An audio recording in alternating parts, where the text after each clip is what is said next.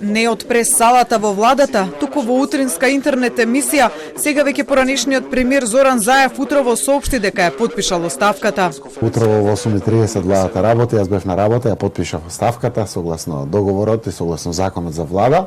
Оставката на Заев го отвори патот за избор на техничката влада, која се усогласуваше до вчера попладне. На премиерското место ќе го наследи досегашниот министер за внатрешни работи и подпредседател во СДСМ Оливер Спасовски. Тој пак токму на денот кога застанува на чело на техничката влада, објави видео на кој одговара на 30 лични прашања, меѓу кои на овие. Да имаш една супер мок, која би била таа? Би направил да нема неправди во светот и сите дечиња да бидат среќни. Ако твојот живот би бил филм, кој би бил насловот? Време за големи нешта. И последно прашање, омилена реплика од филм? I'll be back. Наследникот пак на Спасовски во полиција ќе биде разузнавачот Наке Чулев на предлог на опозицијската ВМРО-ДПМН. Чулев од овластувањата како технички министер ќе има можност да изврши промени на пониско или повисоко место на најмногу 15 раководни позиции во министерството, а ќе може да распоредува вработени по хоризонтала. Но во врат на Чулев ќе му диша до вчерашната шефица на кабинетот на Спасовски, Славјанка Петровска, како заменик министер за внатрешни работи на предлог на СДСМ. Според законот за влада, заменикот има целосно право да ја надгледува работата или да става вето во министерството на сите правни, финансиски или кадровски одлуки кои се во врска со организацијата на изборите. На незин предлог ќе бидат назначени и заменици на раководните лица кои ќе ги постави Чулев.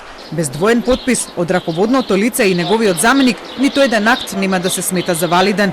Со иста мок ќе биде досегашната шефица на кабинетот на Мила Царовска, Санела Шкријел, која ќе седне на заменик министерското место во труд и социјала и ќе ја надгледува работата на Рашела Мизрахи, биохемичар по вокација, а од денеска технички министер за труд и социјала. Царовска пак се сели на Илинденска на вице-премиерското место за економија. Инаку заменик министерот, рамноправно со министерот, ги разгледува и ги подпишува сите документи кои ги носи министерот или лица овластени од него, а кои се однесуваат на прашања поврзани со изборите и тоа во рок од еден ден.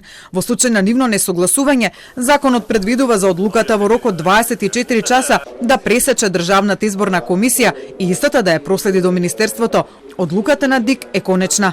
На постојните заменици министри ќе има дополнителни заменици министри предложени од опозицијската ВМРО-ДПМН во уште 3 министерства.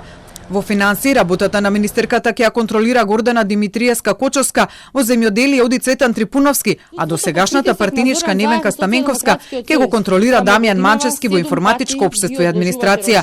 Сите тие имаат право на изброј посебни советници и кабинетски службеници како и министерот. Платите на двата кабинети се идентични по висина и идентично ќе ги чинат граѓаните.